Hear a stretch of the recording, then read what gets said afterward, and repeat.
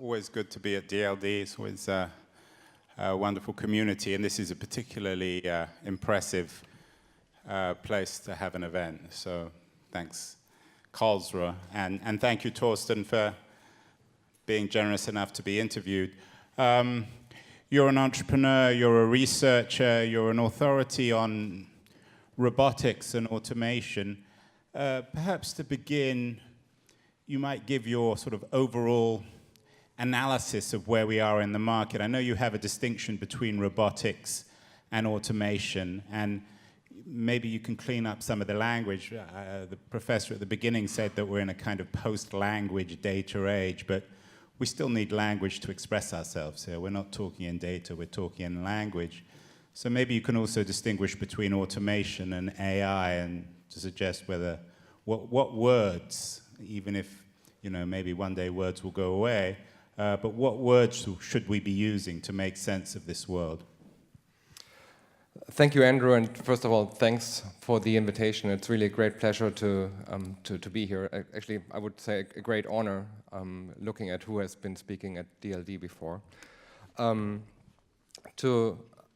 To come to your question, I would actually like to immediately connect to what Tamim said towards the end of his talk. This distinction between what you called robotics AI, I always like to make this distinction between AI with physics and AI without physics, or physical AI and non-physical AI. So, and speaking of AI, maybe to take a step back, you know, AI right now is kind of the big hype, the big buzzword. And from my perspective, right now, AI is a buzzword. AI is a very broad domain with many subdomains, and the subdomain of AI, where we're really seeing the big breakthroughs at the moment, is machine learning. So what is machine learning? Machine learning means software algorithms that learn from data, period. Software algorithms that learn from data. So we think about software algorithms, but most importantly, we need the data. So what are the domains where we have a lot of data? And this is also reinforcing what, Tamim, what you just said towards the end of your talk, looking at language, looking at images, looking at videos. There's a lot of data available in the internet. However, when it comes to physical manipulation, when we want to have computer systems, robots, physically interacting with the world, as simple as grasping this bottle, or I can steal your phone here, right? We do not have data anywhere on the internet that has lots of information about motor currents, joint velocities, contact forces, friction forces, nothing. And looking at the systems that we have in the industry, like in manufacturing facilities, these systems are closed systems. We're not even able to collect the data at the moment. So what we will see now in the next couple of years is having more and more technologies being developed so that we can at least start collecting this data and then generating utility value from it. So couple of years, you know, in Silicon Valley, anyone who uses the term couple of years means they have no idea of the future. You know, even a couple of minutes, everything changes out there. Are you sure about that? Is this, are we really now on the verge of the revolution when it comes to robotics? So robotics will significantly benefit from these, what I just called non-physical AI. So robots will become able to speak, will become able to see, will be able to get a semantic understanding of what's happening around them. However, when it comes to having robots that physically interact with the world, we're still doing the very first baby steps. And I think this is something, it's a very important distinction between learning without physics and learning with physics. And the problem with learning with physics is it's very hard to collect data. You need to have physical systems that collect data. One thing we did at Google, for instance, we had a robot learning to grasp. And we had 14 robots that collected data for 2 months, 800,000 grasping attempts to learn how to grasp objects. And that was a big success. The system was even able to kind of move objects around, and we were able to grasp thousands of objects very successfully. However, this does not scale at all. So the model that we trained work for that robot, for that camera, for that gripper, in that setup, in that environment. And the moment you change one of these components, everything falls apart. So let's move on. Alex gave us a tough job. We're supposed to fix all the problems of the world. And AI, robotics, automation, these are some of the biggest issues of the early part of the 21st century. Talk about the promise of robotics. What's so exciting in social, societal, civilizational terms about this revolution that you're pioneering? So robots have and the same is true also for AI in general, there's the potential to take over tasks that humans do not like to do, that are... Like this conversation. Oh, I hope that no AI will ever take this away from us. And why? So, looking at... Only things we don't like to do, like washing up. Let me take a step back and try to explain where we are today. So the models that we train right now for natural language processing, for image recognition, are extremely specialized. So these neural networks, the artificial neural networks that represent these models, they can do exactly this and only this one task. And there's no consciousness, and we don't... It's like Alexa or something like that. Yes, Alexa obviously is related to having a semantic understanding of language. Same is true for the Google Assistant and Siri and many others. But this is, again, non-physical AI. So when it comes to tasks that people do not like to do, thinking of manufacturing tasks, if we can support and assist humans What do you mean they don't like? You mean people don't like working in factories? People don't like laboring? That is exactly what I'm trying to say. How do you know? Who of you would love to kind of go mining or assemble phones or cars 24/7? Who out of you want to be unemployed? Okay, now we're not talking about technology anymore. This is, of course, an impact on the society. And this is something where we are seeing looking at the pace of development in this space, looking at what is happening in the finance industry, like having software algorithms trained through data, being able to make much better decisions than humans are able to do. The same is true in the medical field, where on the perception side we have software algorithms that can make a significantly better diagnosis of, let's say, X-ray images or CT images, because we have a lot of data in this, labeled data in this space, looking at autonomous driving. So what is happening in the United States right now with Waymo, that just ordered, I just looked this up after our conversation in the morning, they just ordered not only 22,000 Jaguars, also another 60,000 Chrysler cars. So what we will see in the next couple of months, actually, so not talking years, we will see tens of thousands of cars self-driving in the United States. So the promise then is of robotics replacing the kind of human labor that essentially none of us would want to do unless we absolutely had to. That's correct. Digging ditches, doing the washing up, anything that's mundane, ordinary, tiring. Yes, exactly. And also through that creating a utility value, an economic value for the society. What do you mean by that? So looking at many Western countries, like looking at Germany, looking at the US, our economy would not be sustainable if we would not have this high level of automation in manufacturing facilities. And so if we can increase this even further, obviously this will have a positive impact on the economic power of a country and of the society. So what about the perils? You've introduced the great promise that we won't have to do the things as a species we've had to do and haven't enjoyed. What are the perils of robotics and automation? What scares you? What should we be nervous about? And what perhaps might someone like Commissioner Oettinger, what might they have to address to fix this stuff or potentially fix this stuff? So let's take self-driving as an example here. So close to 15% of the workforce in the United States is working in the transportation business, like being a cab driver, truck driver, bus driver, and the alike. And they're all men and they all vote for Trump, right?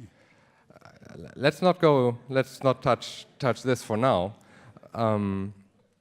But we will need to find alternative models so that people find a meaning in their lives.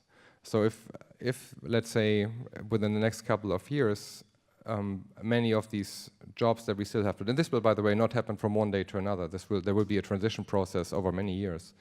But during this transition process, it will be a challenge for governments, especially in the Western world, to come up with alternatives so that people living in such societies find a meaning in their lives. Yeah, isn't that a weakness in your argument? You said earlier that most of us don't want to do physical, heavy labor.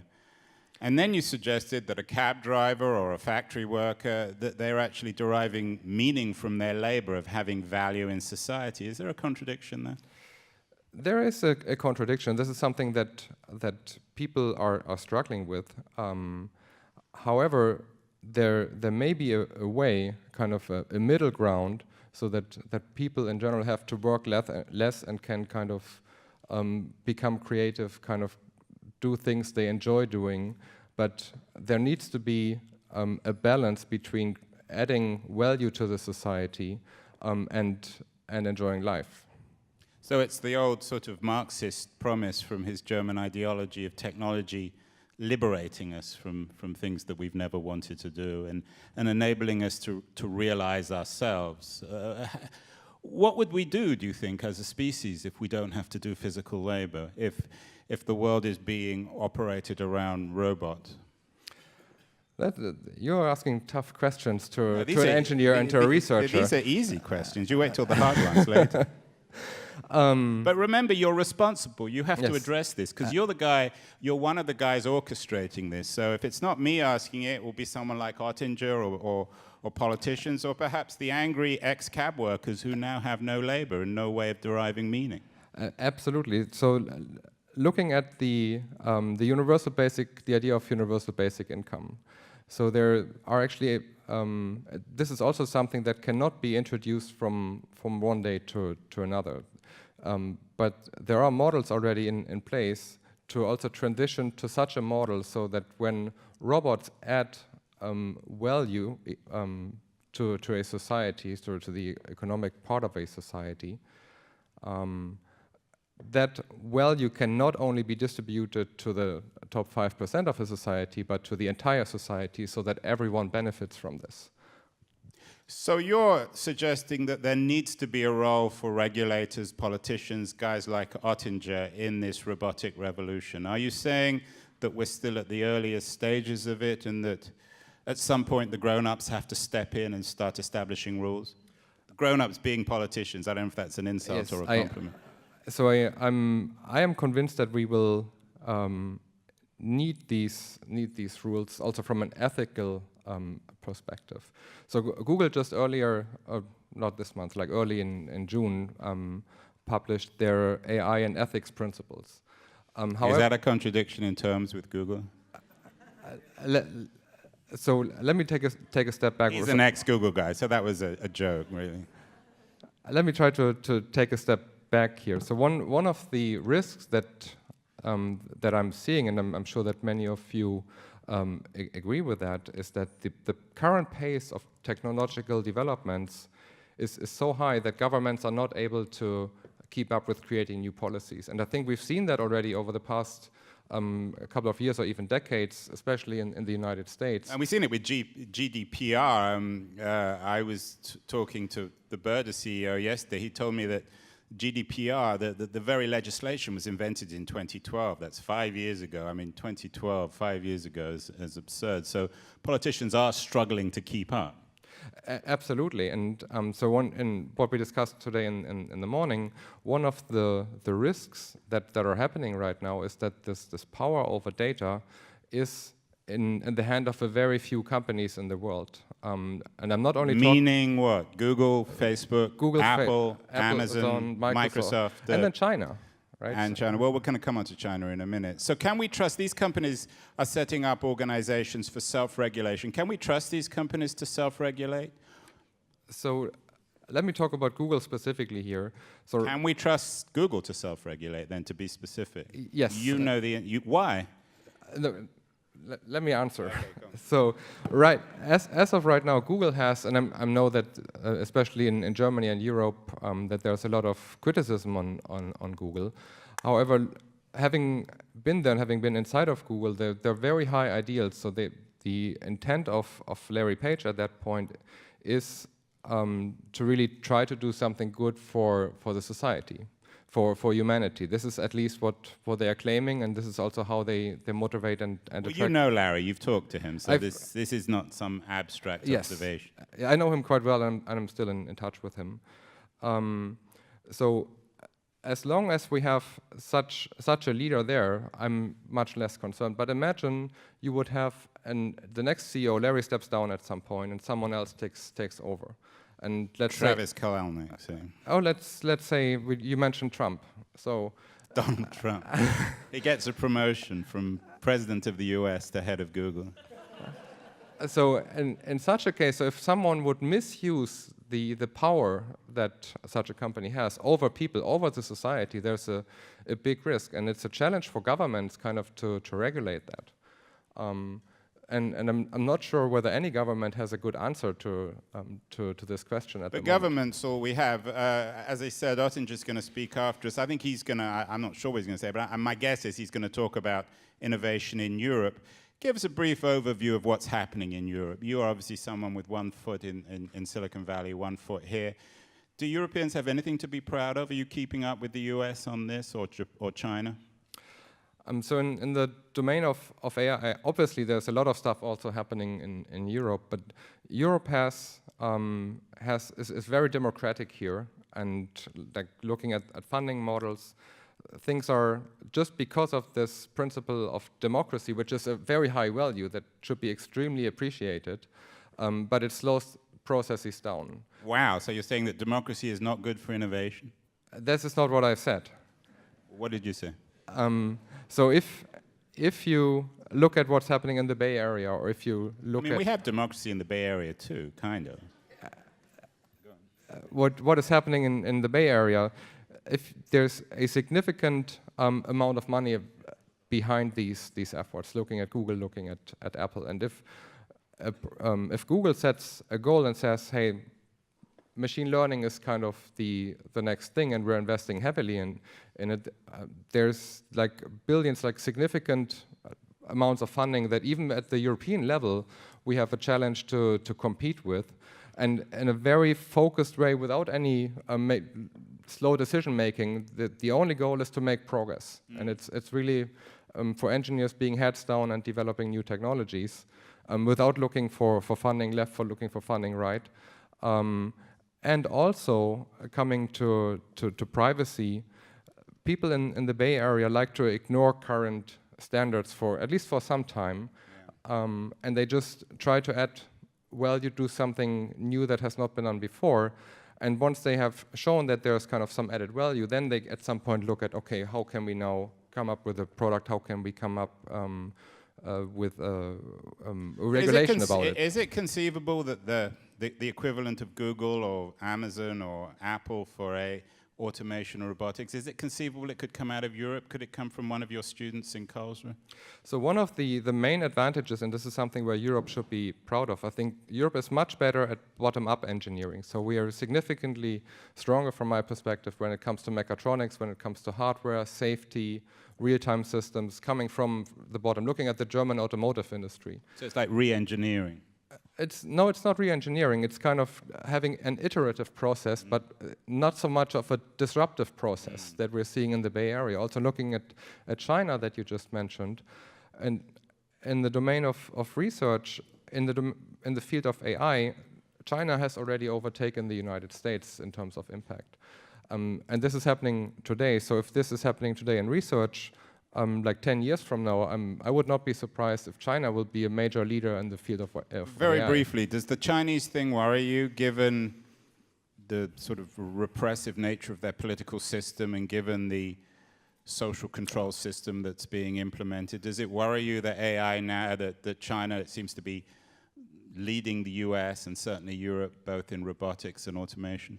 Oh, it certainly does. I mean, I'm sure that many of you have read George Orwell, and I feel what's happening in China right now is already beyond of what is described by him, looking at the social credits, for instance, that were introduced late last year. So what can we do about it? You mean we here in Europe?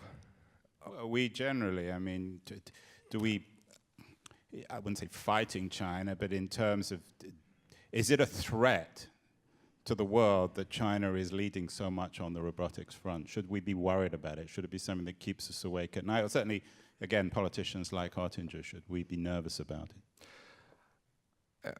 So there are several answers to this question. It depends. Very briefly, because I've got one more question, then we've got to end. Okay, so from an economic perspective, the answer is yes. From an ethical perspective, like what's the meaning of life, really looking at philosophy, and this is also what Steffi mentioned in the beginning, I would say no, the opposite is the case. It's scary what is happening there. So finally, and I want to conclude it, and I appreciate your good humor in the face of my unpleasant questions. Very briefly, one promise and one peril of robotics that you'd want the audience to take away. One, just brief promise, brief peril, something that we should be really excited about and something we should be really worried about, and then we'll end.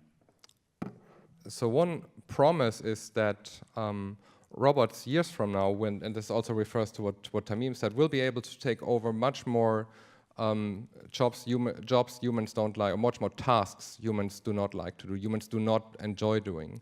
At the same time, and maybe the promise is the peril here at the same time, we need to find a transition into these new opportunities also from a society perspective. Like if there's no more work to do in 100 years from now, or significantly less work to do 100 years from now, what is the meaning of life for humans? And I mentioned the universal basic income, finding a good transition so that that societies still have a meaningful life, while at the same time adding value to a society, be it through work or through other activities, will be a challenge for many countries, for many governments. Thank you, that was really great. Thanks so much.